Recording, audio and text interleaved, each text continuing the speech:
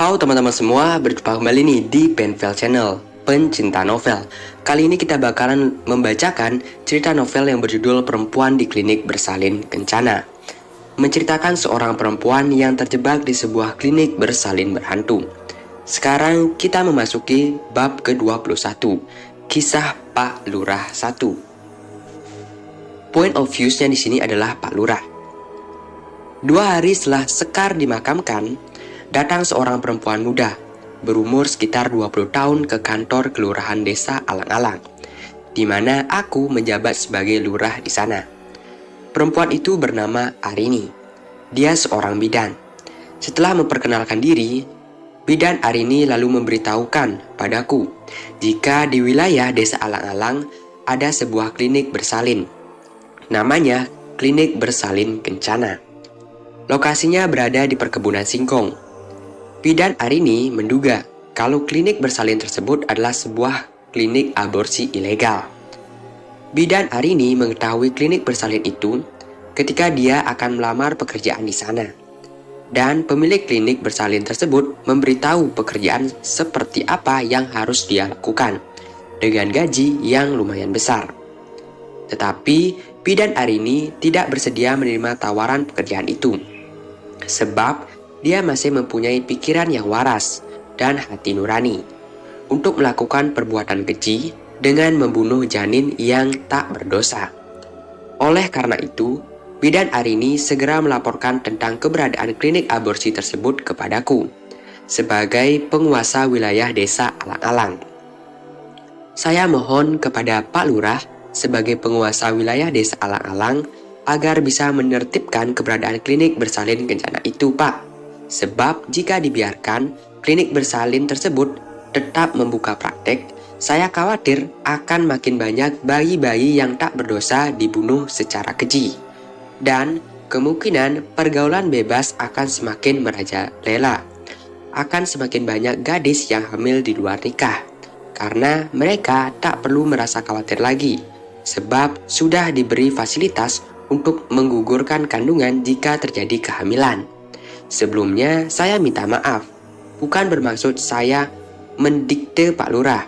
Sebagai tenaga kesehatan, saya hanya merasa prihatin saja. Ilmu yang seharusnya digunakan untuk mengabdi dan menolong sesama malah disalahgunakan oleh orang-orang yang tak bertanggung jawab, kata Bidan Arini dengan panjang lebar. Aku mendengar cerita Bidan Arini seraya mengerutkan kening, mencoba mengingat sesuatu, sebab barangkali saja aku yang lupa. Sebuah klinik bersalin berada di wilayah kerjaku. Seingatku, selama menjadi lurah di desa ini, tak pernah ada orang yang mengajukan permohonan untuk mendirikan sebuah klinik bersalin, apalagi berlokasi di perkebunan singkong. Aku mengucapkan terima kasih atas informasi yang telah Bidan Arini berikan. Aku berjanji akan mendatangi klinik bersalin kencana tersebut dalam waktu dekat. Saya mengucapkan banyak terima kasih atas informasinya, Mbak Arini. Saya akan mendatangi klinik bersalin kencana tersebut secepatnya, kataku, sebelum Bidan Arini meninggalkan kantor kelurahan. Setelah Bidan Arini pamit pulang, aku teringat akan Sekar. Bukankah waktu itu dia juga ditemukan oleh warga desa tergeletak di lokasi perkebunan singkong? Dan ketika itu dia dalam keadaan sudah meninggal karena pendarahan. Apakah dia baru saja melakukan aborsi di klinik bersalin itu? Aku membantah. Keesokan harinya, aku berkoordinasi dengan pihak kecamatan untuk mendatangi klinik bersalin kencana. Kami akan meminta keterangan kepada pemilik klinik bersalin tersebut tentang kegiatan yang dilakukan di klinik itu. Maka pada hari itu juga, aku beserta dengan beberapa orang staf kelurahan dan staf kecamatan. Pak Camat tidak bisa ikut serta dengan kami karena beliau sedang ada dinas luar, langsung mendatangi klinik bersalin kencana. Kami mengendarai sepeda motor ke sana, karena lokasi yang akan kami datangi tak dapat dilalui oleh kendaraan roda 4, seperti informasi dari Bidan Ari kemarin. Aku dan seluruh staf sama sekali tak pernah menyangka kalau di lokasi perkebunan singkong ada sebuah klinik bersalin. Menurut kami itu hal yang aneh sekali, Karena bukankah biasanya sarana kesehatan itu selalu berlokasi di tempat yang ramai, supaya bisa dijangkau oleh semua orang. Sekitar 1 jam dalam perjalanan, akhirnya aku beserta staf sampai di lokasi klinik bersalin kencana. Kami mendatangi sebuah bangunan yang cukup besar dan megah. Kontras sekali dengan keadaan sekeliling yang berupa semak belukar dan tanah kosong, karena memang lokasi tersebut adalah area perkebunan singkong. Sampai di tempat, kami ditemui langsung oleh pemilik klinik bersalin tersebut, seorang perempuan berusia sekitar 30 tahun, bernama Anggi Saputri. Setelah berbasa-basi sebentar, aku lalu mengutarakan maksud kedatangan kami ke klinik bersalin kencana pada Bu Anggi. Dia manggut-manggut, sembari tersenyum ramah. Tak tampak sedikit pun rasa takut atau khawatir di wajahnya. Dia bersikap biasa saja, tak terlihat gugup atau panik seperti orang yang mempunyai kesalahan. Aku dan staf dari kecamatan saling berpandangan, merasa aneh dengan sikap Bu Anggi yang terkesan sangat santai dan biasa saja. Dan ketika kami meminta surat izin pendirian klinik bersalin kencana serta keterangan surat yang lainnya, Bu Anggi menunjukkan beberapa berkas yang kami minta dalam sebuah map berwarna hijau. Kami kemudian memeriksa kelengkapan surat-surat itu, dan kami dapat mengambil kesimpulan kalau memang semua sudah sesuai dengan prosedur yang ditetapkan oleh instansi terkait sebagai syarat untuk mendirikan sebuah klinik bersalin. Selain bangunan dengan segala fasilitasnya, karyawan yang bekerja di klinik bersalin kencana itu pun semua telah memenuhi syarat untuk beroperasinya sebuah klinik bersalin.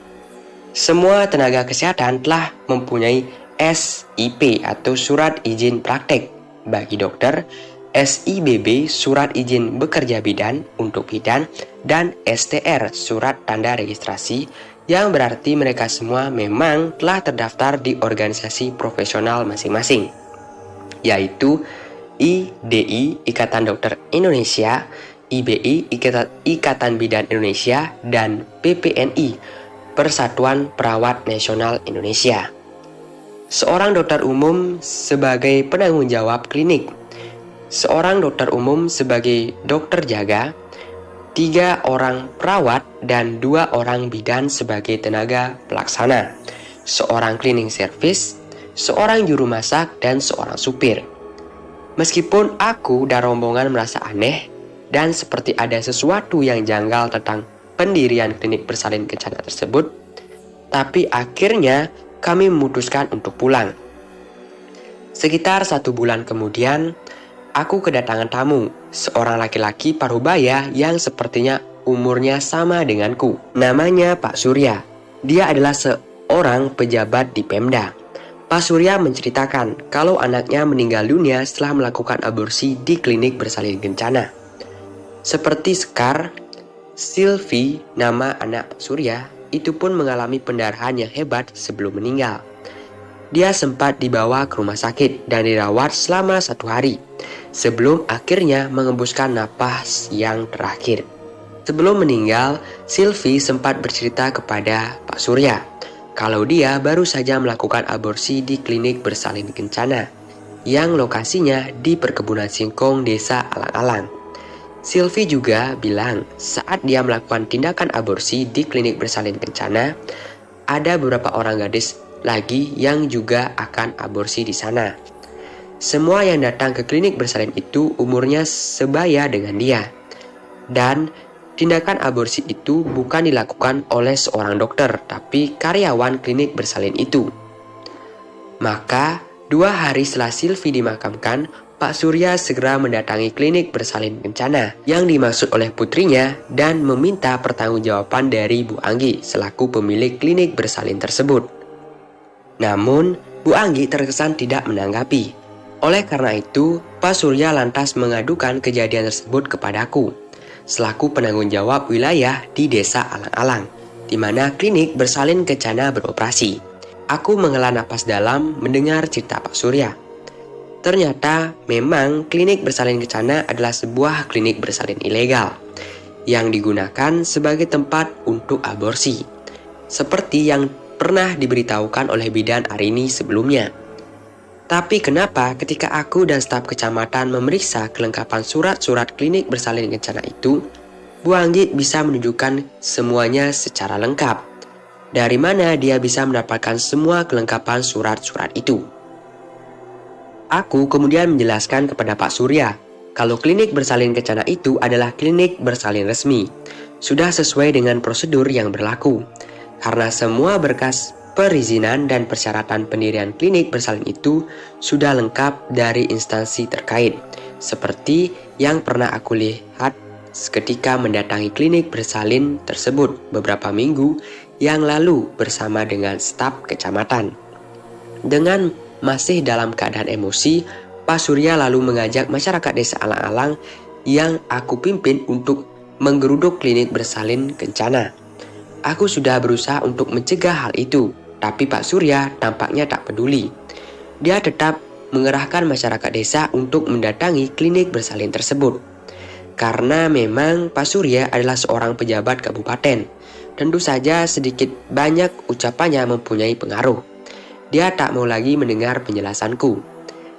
Tak bisa berbuat banyak, aku akhirnya ikut dengan Pak Surya dan masyarakat desa pergi mendatangi klinik bersalin kencana. Dan terjadilah peristiwa pembakaran itu.